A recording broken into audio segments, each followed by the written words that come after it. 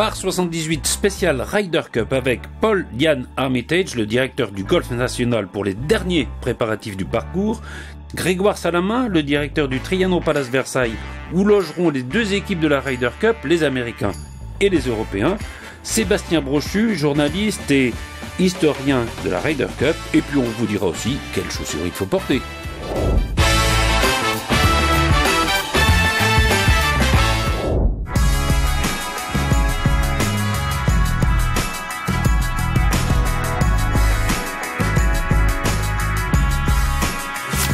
Nous sommes à peine à quelques jours de l'ouverture de la Ryder Cup et nous sommes sur le site du Golf National qui va accueillir cette compétition.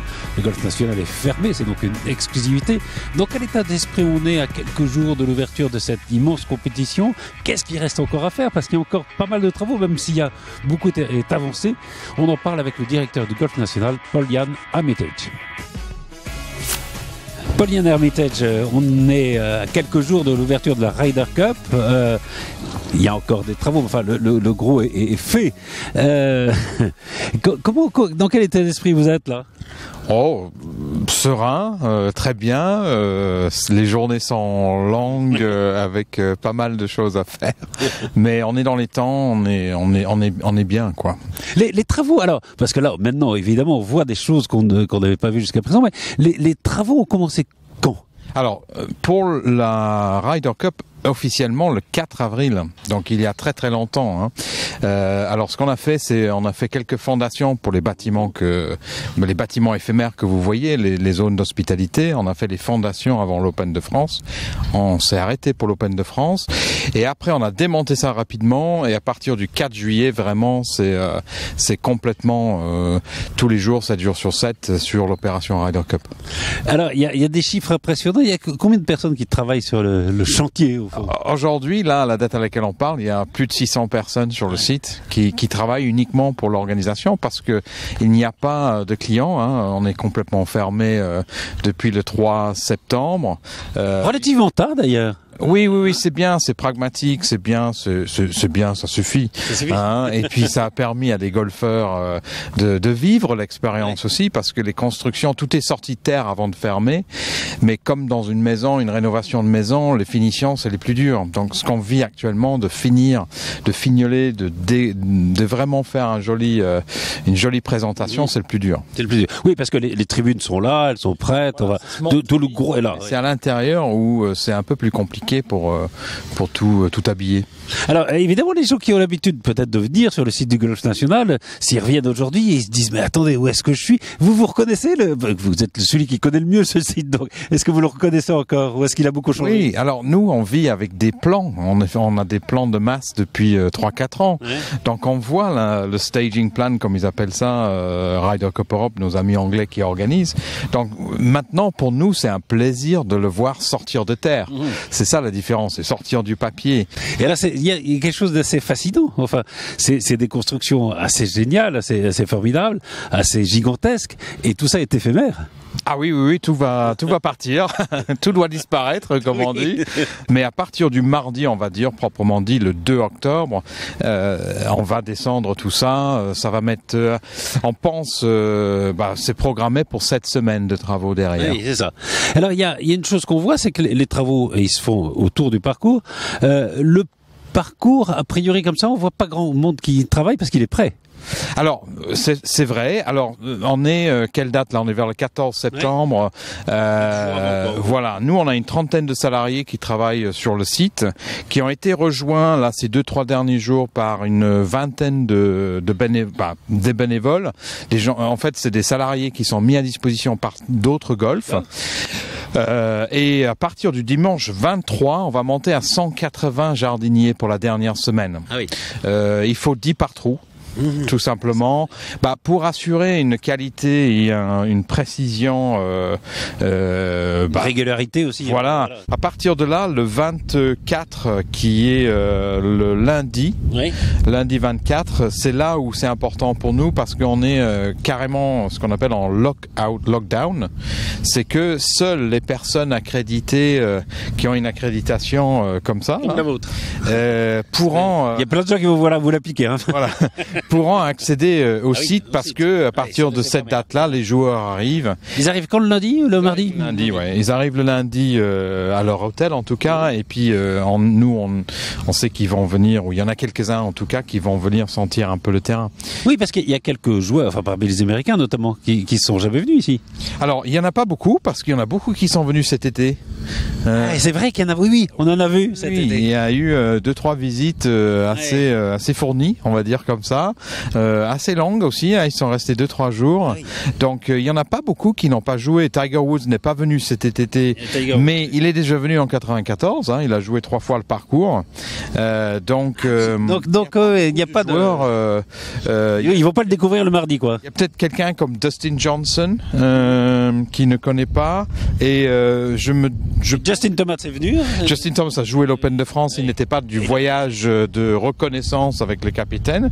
Mais des gens comme Tony Finau qui a été choisi, Bubba Watson, Jordan Smith, ils sont tous venus cet été. Phil Mickelson aussi est venu cet été. Donc, ils vont peut-être avoir 1 ou 2 joueurs qui connaissent pas le site.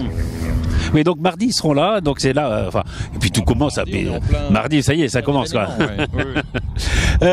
Quand on est comme vous, le directeur du Golf National, et qu'on a travaillé pour cet événement depuis, même avant qu'il existe, même avant qu'on soit sûr que ça soit ici qu'aurait lieu la Ryder Cup, et qu'on est à quelques jours, quoi, du commencement, est-ce que vous êtes impatient ou est-ce que vous voudriez peut-être un peu retenir le temps parce que c'est un moment formidable aussi? Non, on a hâte que ça arrive maintenant.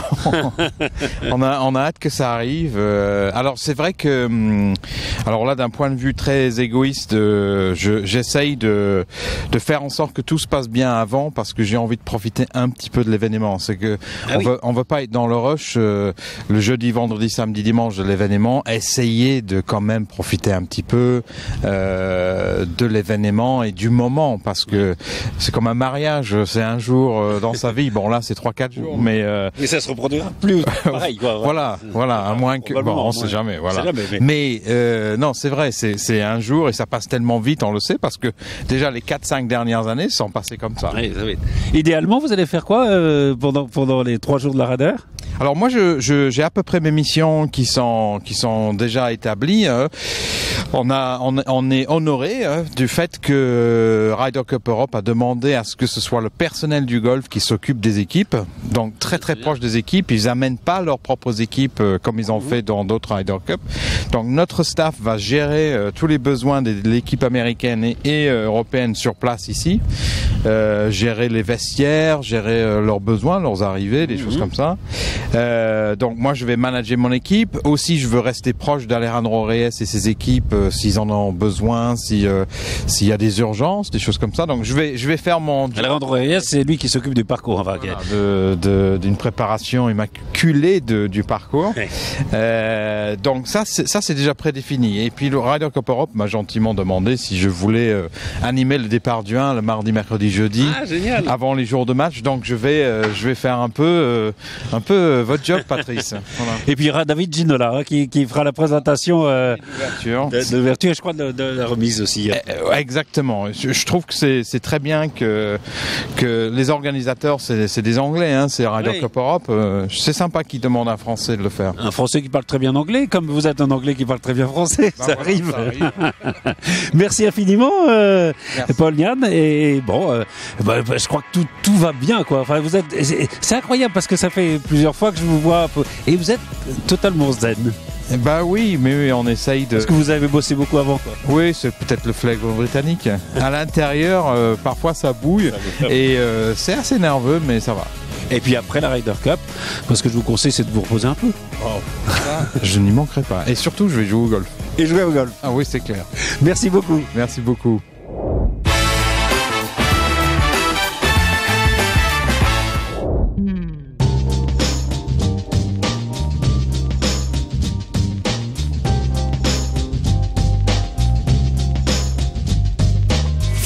Grégoire Salama, bonjour. Bonjour, bienvenue au Waldorf Astoria Trianon Palace Versailles. Waldorf Astoria Trianon Palace, on a de Versailles, qui va donc accueillir les équipes et le staff de la Ryder Cup dans quelques jours. Alors quand on est à quelques jours d'un événement comme ça, on est un directeur plutôt heureux, plutôt anxieux. Bon, on a un directeur heureux, un peu tendu, mais qui a confiance en ses équipes, donc ça devrait bien se passer. Ça fait quand même plus de 6 ans qu'on prépare cet événement. Oui, c'est ça. Donc, alors voilà, on a l'impression, évidemment, l'événement arrive, alors tout le monde est focalisé là-dessus, mais ça se prépare depuis très longtemps. Vous le savez depuis longtemps, quoi. Alors nous, on le sait depuis longtemps, mais on reçoit les détails au fur et à mesure, un peu à compte-gouttes. Et depuis le printemps, ça vraiment, il y a un coup d'accélérateur et on a de plus en plus d'informations. Et donc là, on est sur la dernière ligne droite un peu. Alors, c'est pas une première forcément, mais enfin c'est assez rare. Vous allez recevoir non seulement les Européens, mais aussi les Américains, c'est-à-dire les deux équipes en même temps. C'est une première pour avoir les deux équipes dans le même hôtel. C'est une première. Ça, c'est définitivement une première et on est très fiers de ça. C'est génial. Par contre, pour nous, c'est pas une première d'avoir des événements sportifs, parce qu'on a accueilli l'équipe d'Irlande pour l'Euro il y a quelques années en arrière. Il y a la Coupe du Monde de rugby aussi. La Coupe du Monde de rugby, on avait eu l'Angleterre, on a eu longtemps le PSG qui venait pour les mises au vert avant les matchs à Paris. Donc, on a l'habitude du milieu sportif. Alors, ce que je vous propose, c'est que vous nous fassiez un peu visiter l'intérieur. Avec grand plaisir.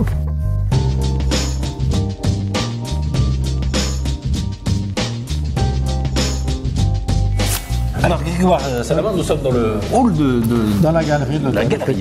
De l'hôtel. Je reviens au fait que les deux équipes soient là en même temps. Alors, il paraît que de temps en temps, ils se font un peu des farces. Il y en a qui vont réveiller l'autre équipe à 5h du matin. Là, vous allez pouvoir les tenir les uns et les autres. On va essayer de les encadrer un peu. Ils ont un programme assez rigoureux. On espère qu'ils ne se feront pas trop de blagues, parce qu'à la fin de la journée, c'est quand même une compétition. Oui. Non, puis ils sont sérieux quand même aussi. Ils ont envie de gagner les uns et les autres. Exactement. Non, c'est des grands professionnels et ils ont vraiment un programme très strict et très rigoureux. D'ailleurs, on passe devant les restaurants. Alors, on passe devant le Gordon Ramsay, là. Oui, tout à fait. Le restaurant phare. Le restaurant gastronomique de l'hôtel, effectivement.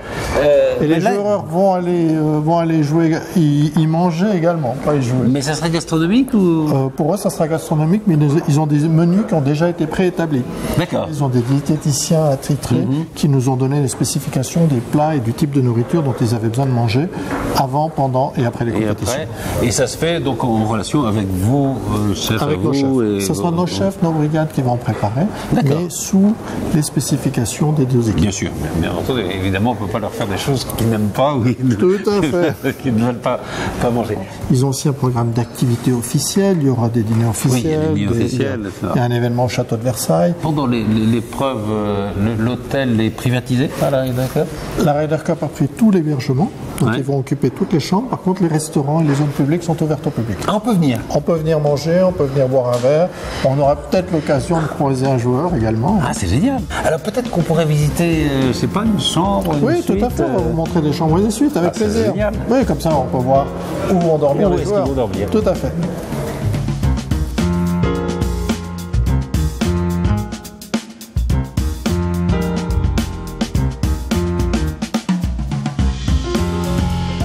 Alors, Grégoire Salama, on se trouve au dernier étage du Trianon Palace. Sur le toit de l'hôtel, pratiquement. Sur le toit de l'hôtel, dans une des suites avec une terrasse superbe, qui sera peut-être une des suites occupées par... Qui sera définitivement une des suites occupées par un des joueurs ou un des capitaines. De la Ryder Cup. Voilà. Avec, vu sur ce symbole, parce que la Ryder Cup doit aussi à ce symbole-là, c'est le château de Versailles. Je pense aussi. Je pense que le château de Versailles, les monuments de Paris ont leur importance dans la Ryder Cup. D'ailleurs, le tee-off des deux capitaines avait été fait à la Tour Eiffel. C'est un événement exceptionnel. Ils auront un dîner de gala également au château, forcément.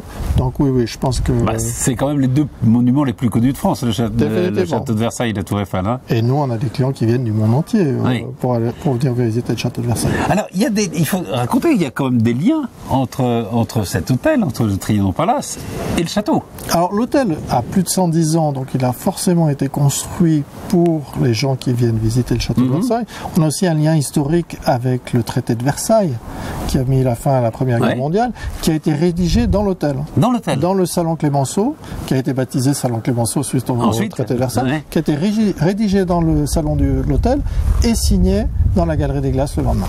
Ah d'accord, oui.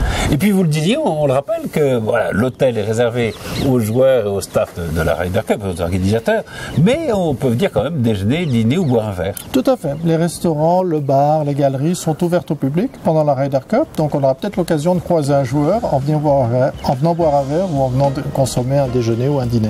C'est génial, on peut découvrir cet hôtel fantastique. Exactement. Et en plus, voilà, peut-être côtoyer les joueurs. Tout à fait. Merci infiniment, Grégoire Salama. C'est un plaisir.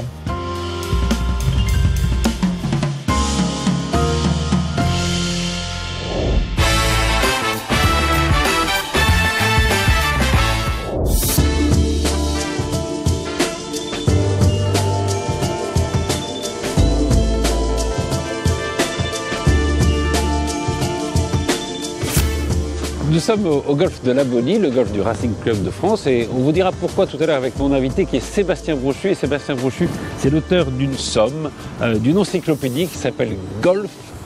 C'est chez Hachette et c'est le grand livre du golf. On y apprend tout. On va en parler avec lui. Bonjour Sébastien. Bonjour Patrice. Alors vous êtes journaliste télévision, à Téléstar notamment, mais vous êtes aussi journaliste à Golf Magazine. Vous êtes un passionné de golf.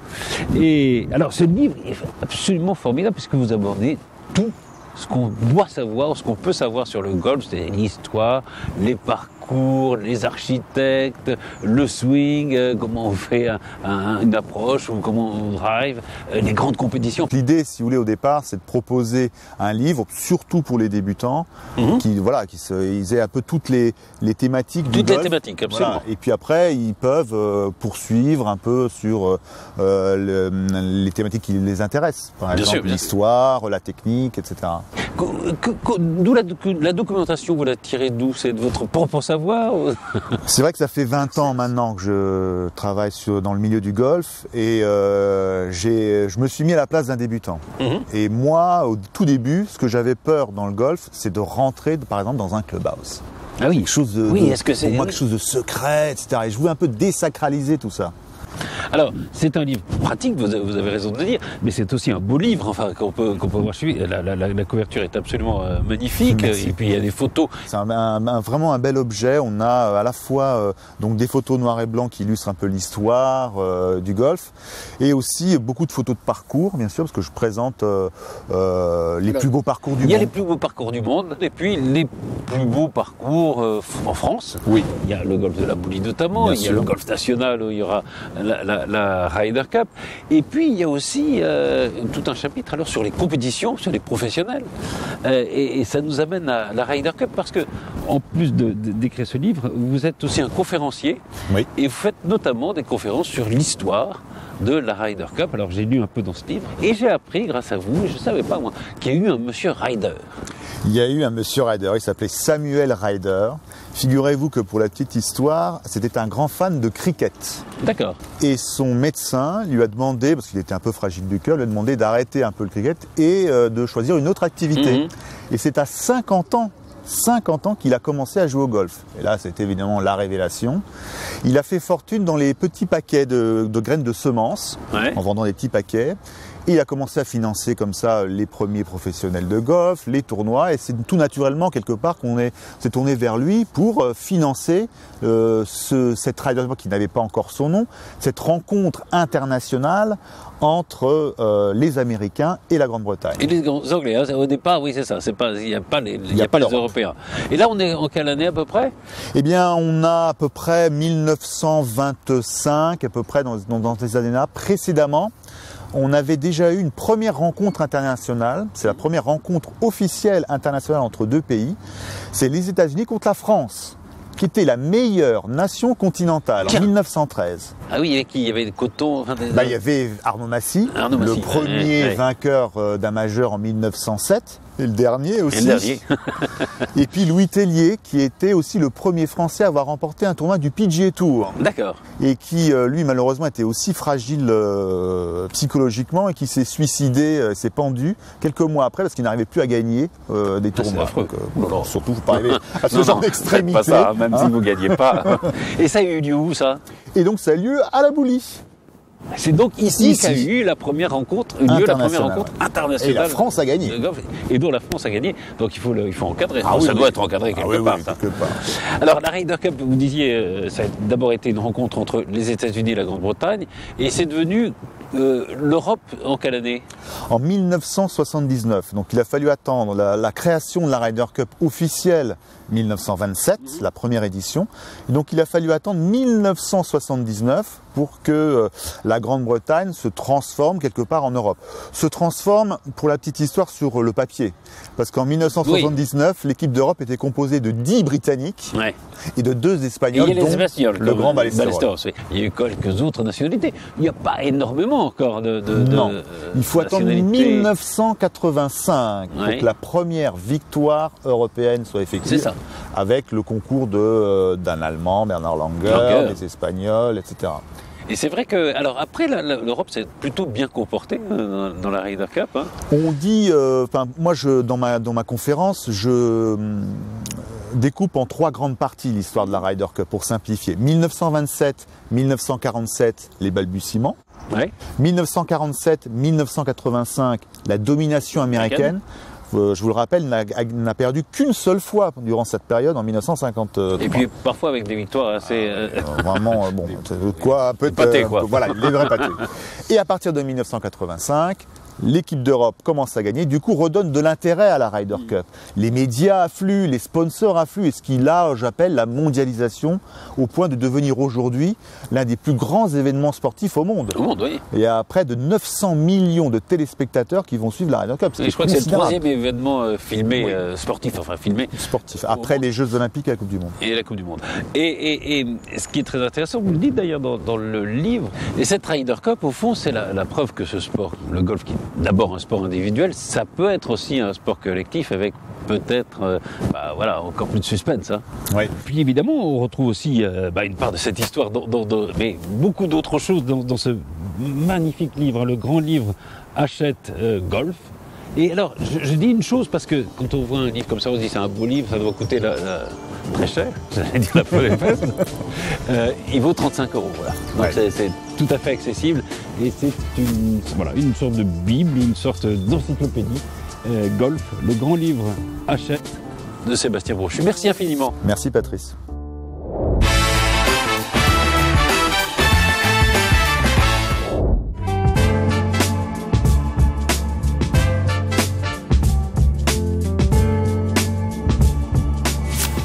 Gros plan sur les chaussures de golf avec Émilie.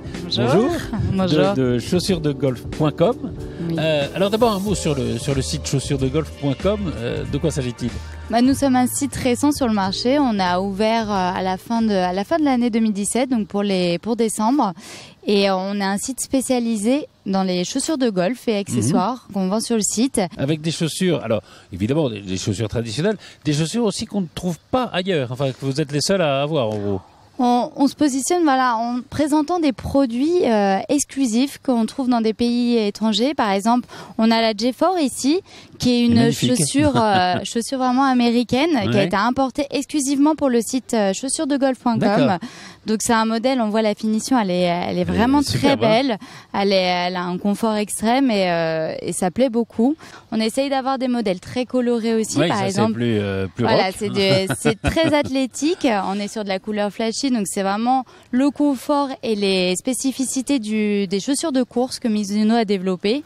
Et on s'est vraiment développé sur de la technicité au niveau que ça soit les semelles avec crampons, sans crampons, donc aussi avec crampons. D'accord. Sur de la technicité au niveau du système de laçage. Alors ça pour lasser, on tourne, hein, c'est ça ? Voilà, c'est le système BOA ou disque. Il n'y a plus de lacet. Non, il n'y a plus de lacet. Ça permet de mieux maintenir le pied au niveau de la chaussure.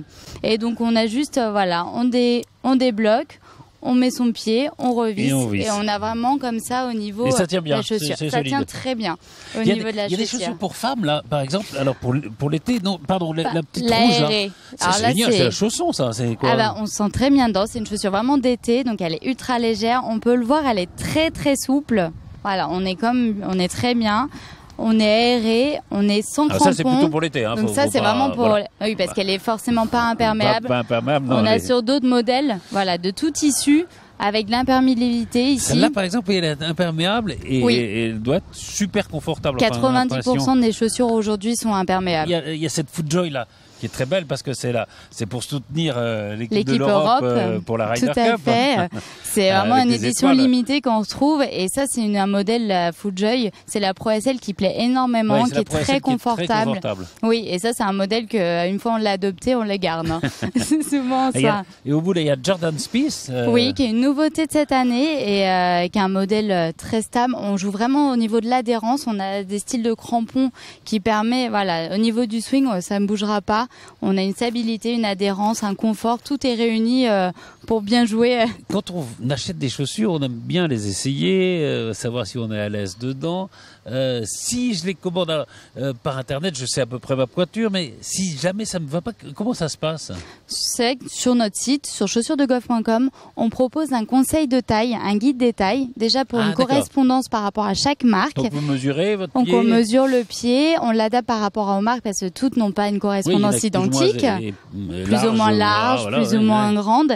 Et aussi on propose un conseil de taille qui permet de dire par rapport à cette marque, on conseille de prendre une demi-pointure en plus et on apporte également d'autres conseils, par exemple sur les chaussures à crampons, de pouvoir les revisser avant la première utilisation parce qu'on a tendance à les perdre, ça se perd un petit peu, donc on donne des conseils d'utilisation de la chaussure. Et si jamais on vous achète des chaussures, ça va vraiment pas, il y a un délai pour vous les reprenez? On a un système de retour, on a une équipe dédiée. On est servi 18 fois. Hein, mais... Oui, c'est sûr, mais il faut qu'en fait elle soit dans son état d'origine, on l'a essayé, elle ne va pas, la pointure ne va pas et à partir de là, on renvoie la bonne pointure ou à un autre modèle, voilà, si besoin. Tout à Donc fait. voilà, toutes ces chaussures et plein d'autres. Hein, mais enfin, celle-là, c'est les plus nouvelles et puis celle qui marque un peu l'année 2018 et puis l'année de la Ryder Cup, évidemment, avec la FootJoy. C'est sur le site chaussuresdegolf.com. Merci à vous. Merci beaucoup, Émilie.